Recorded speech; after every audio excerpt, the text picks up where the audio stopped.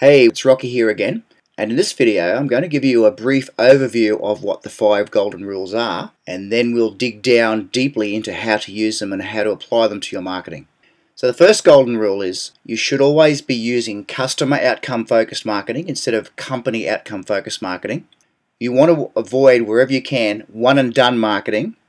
You don't want to use will you marry me marketing. Your marketing should always be valuable in and of itself. And we don't sell products and services. Okay, so now let's go and look at these 5 rules in detail. Rule number 1 is use customer outcome focused marketing. This really is the most important one because everything else revolves around this. And the idea is you want to focus on the outcome, the goal, the desire, the pain that your customer is experiencing rather than the product or service you want to sell.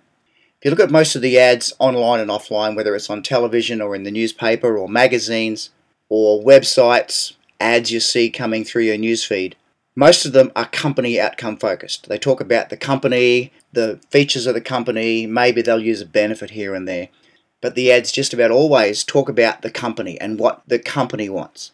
And people just don't even see these ads anymore. People are thinking about their problems, their lives, the things they want to do. And when you stick your company's ad in front of them, they don't really care. Unless they're the 1 or 2% of people who are screaming for a solution to something right now, and your ad just happens to come along in front of them, they're just going to ignore it. And that's when you start getting in your newsfeed, you'll get clicks on the spam button because your ads are interrupting people when they're doing what they want to do, which is just surfing through Facebook. That's why most ads in newspapers never get read. Most ads on television just give us an excuse to go to the restroom and cook something up for dinner.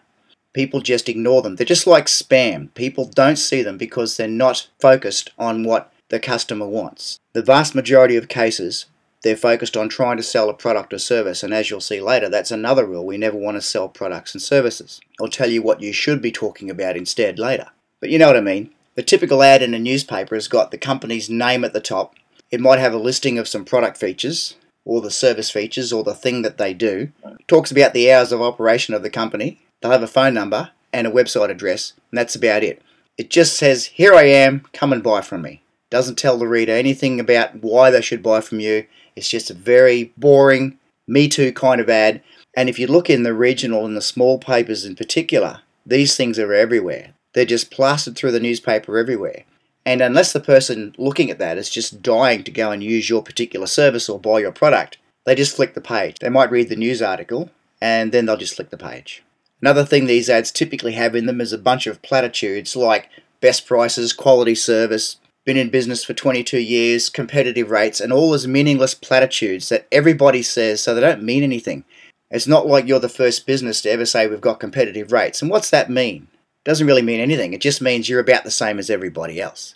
Ads will often say best prices. There's no proof of that in the ad. How can you prove you got the best prices? Everyone says that. Nobody's going to say I've got the highest prices and the lowest quality. So people don't even see it. They just read straight past it. It's just a platitude. And most of the emails you see coming from companies are very formal. They're written on some fancy graphic template and it talks in a very formal way, very boring, very structured. People don't read them. This is why business owners say email marketing doesn't work for them. It's because they send dumb, stupid stuff out by email and then they blame the media and not themselves when it fails. Now in the next video, we'll take a look at 4 examples of what I'm talking about and we'll get deeper into what customer outcome focused marketing should look like.